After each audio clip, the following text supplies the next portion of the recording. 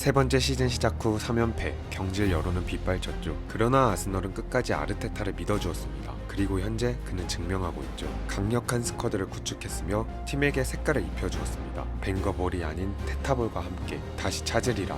벵거의 영광을, 아스널의 영광을.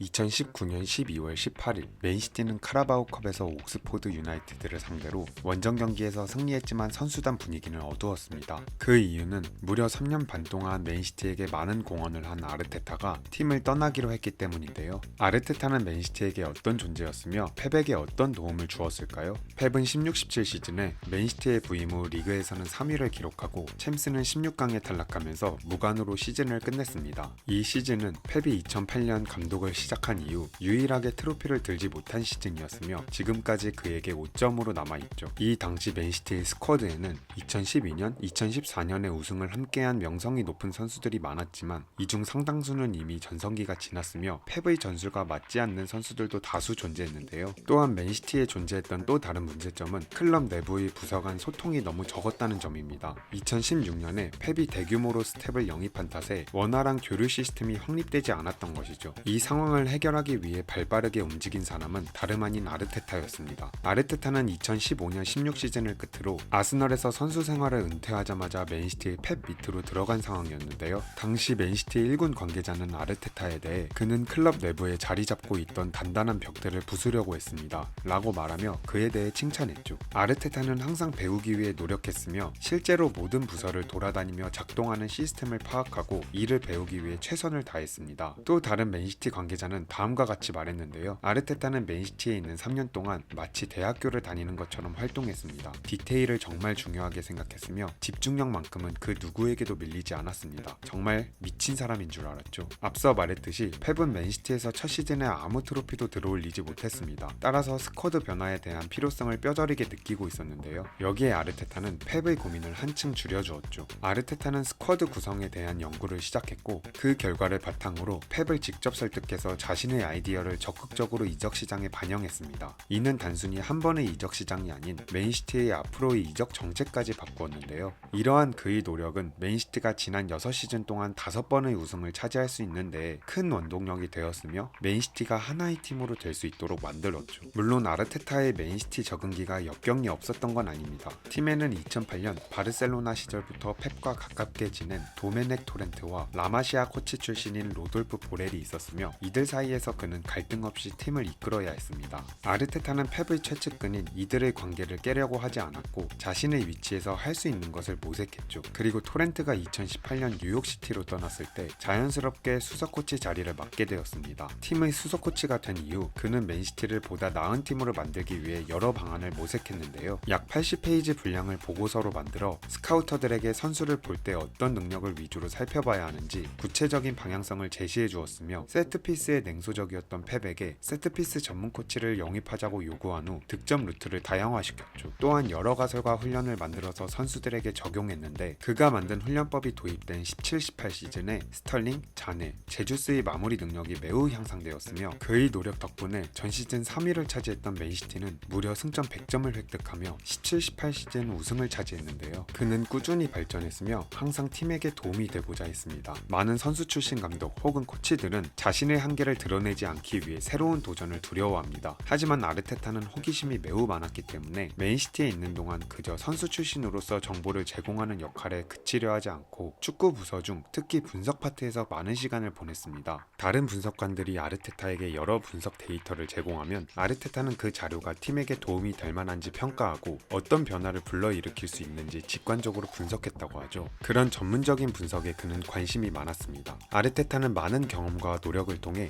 점점 다방면으로 스스로 발전시키고 있었죠. 2018년 많은 맨시티 관계자는 펩이 팀을 떠날 수 있을 거라는 예측을 하기 시작했습니다. 실제로 이전까지 펩은 3년에서 4년 정도 팀을 맡은 뒤 다른 팀으로 떠났기 때문이죠. 그래서 만약 펩이 맨시티를 떠난다면 아르테타가 뒤이어 감독을 맡을 거라고 예상했습니다. 그만큼 그의 능력은 인정받고 있었는데요. 아르테타는 펩의 능력을 최대한 전수받으려고 했지만 이전까지 펩의 밑에서 일했던 사람들과는 다른 행보를 보여주었습니다. 맨시티의 관계자는 아르테타는 많은 사람들이 펩의 축구를 배우기 위해서 펩이 하는 훈련 방식, 콘의 위치, 말하는 방식에 집착한다고 말했습니다. 펩의 훈련 방식을 습득하면 그처럼 축구를 구사할 수 있다고 생각했기 때문이죠. 그러나 아르테타는 달랐습니다. 단순히 콘의 위치를 면밀하게 살펴보는 것이 아니라 콘의 위치를 왜 거기에 두었으며 어떤 축구를 구사하기 위해 어떤 훈련 방식을 추구하는지 더욱 깊은 내면 속으로 들어간 것인데요. 맨시티에 있는 동안 엄청난 열정으로 많은 것을 배우려고 했기 때문에 현재 아르테타는 아스널에 가서도 펩의 맨시티와 우승 경쟁을 할 수 있는 팀을 만들었습니다.